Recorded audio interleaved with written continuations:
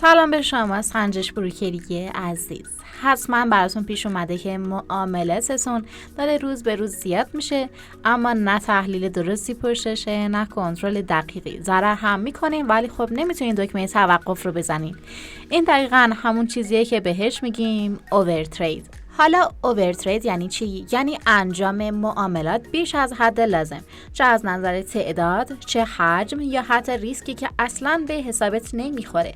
انگار از جاده اصلی استراتژیت خارج شدی، فقط داری گاز میدی.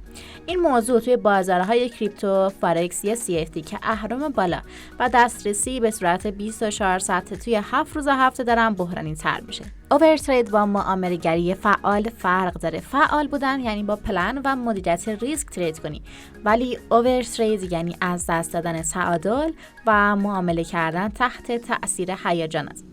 اگه معاملاتت باعث افت سود، افزایش خطا و فشار روانی شده، مطمئن باش درگیر اوورترید هستی. اوورترید فقط یه شلیک بی هدف نیست. چند مدل مختلف داره که شناختشون کلید نجاتته. اولی اوورترید فرکانسی، انجام تعداد زیادی معامله توی روز بدون دلیل منطقی میشه اوورترید فرکانسی که باعث خستگی ذهنی و زیانهای تجمعی میشه. دومی اوورترید حجمی ریسکی، حجم پوزیشن ها تو این حالت خیلی زیاده و خطر نابودی سریع سرمایه وجود داره. سومی اوورترید استراتژیکه، هی پلنت رو زیر پا میذاری یا استراتژی ها تو هی عوض میکنی. چهارمی معامله انتقامیه که شما توی این حالت ضرر کردی و عصبانی هستی، سری میخوای جبران کنی که معمولا نتیجه معکوس میده. و آخری هم اوورترید ماشه‌ایه، واکنش سریع و هیجانی به نوسانات یا اخبار لحظه‌ای، اونم بدون تحلیل.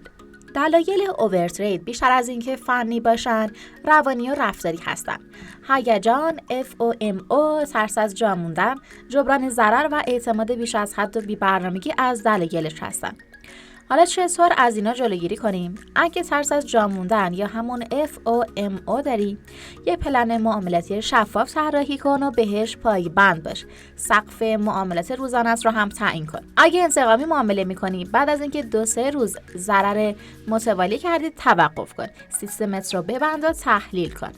اگه بی برنامه‌ای، پلنت رو بازبینی کن، از چک لیست استفاده کن و اگه استرس داری، یه استراحت به خودت بده. استراحت منظم و مدیریت احساساتت رو جدی بگیر. یادت باشه که یه پلن شفاف و مدیریت ریسک دقیق جلوی بیشتر این خطاها رو میگیره. خب حالا چطور بفهمیم که اوورترید کردیم؟ تشخیص زود هنگام کلید نجات حسابته.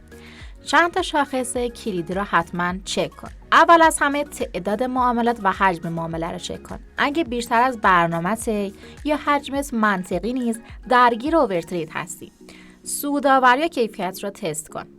اگه وین ریتت یا میانگین سود توی هر معاملت افت کرده، یعنی کیفیت تصمیماتت پایین اومده. و از زیانهای تجمعی رو چک کن. درآمدت رو ببین ماکسیموم درآمد چقدر. اگه سرمایه داره سریع آب میره، باید فوراً ریسک ها رو کنترل کنی. و استرس و خستگی، فشار روانی بالا، یعنی داری تصمیمات عجولانه میگیری. اگه میخواین دلایل بیشتری راجع به اوورترید و راههای جلوگیریش ببینید، میتونید این جدول رو مطالعه کنین که لینک مقاله رو براتون پایین ویدیو میذارم. حالا تفاوت اوورترید با اسکالپینگ و آندرترید چیه؟ خیلی ها اینا رو قاطی میکنن، اما در واقع اینا با هم کاملا فرق میکنن.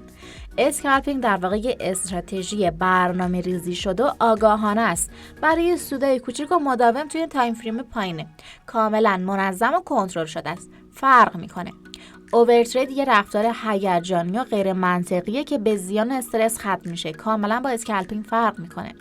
حالا آندرترید چیه؟ برعکس اوورترید، آندرترید یعنی به خاطر ترس یا تردید کمتر از ظرفیت واقعی معامله میکنی و میای فرصت‌های سود بیشتر رو هم از دست میدی. پس اسکالپینگ خوبه، اوورترید خطاست و آندرترید نتیجه ترسه. توی تمام بازارها امکان اوورترید هست و باید حتما اونو جدی بگیریم. دوست عزیزم، اوورترید میتونه سودآوری و سلامت حسابت رو شدیداً تحت تأثیر قرار بده. این پدیده ترکیبی از عوامل روانی رفتاریه. برای کنترلش حتما این اقدامات رو جدی بگیر. سقف تعداد معاملات و حداکثر حجم پوزیشنت رو تعیین کن. قبل از هر معامله از چکلیست استفاده کن. معاملات گذشته رو ثبت و تحلیل کن. بعد از چند تا ضرر متوالی توقف کن و استراتژیت رو بازبینی کن. مدیریت هیجان و استراحت منظم رو هم جدی بگیر. با رعایت این اصول مسیر رسیدن به عملکرد پایدار و منطقی سریع‌تر طی میشه و از زیانهای بزرگتر هم جلوگیری میکنیم. حالا شما بگید آخرین باری که اوورترید کردید دلیلش چی بود؟ برام توی کامنت ها بنویسید. ممنونم که تا اینجای ویدیو با من همراه بودین. تا ویدیوی بعدی، خدا نگهدار.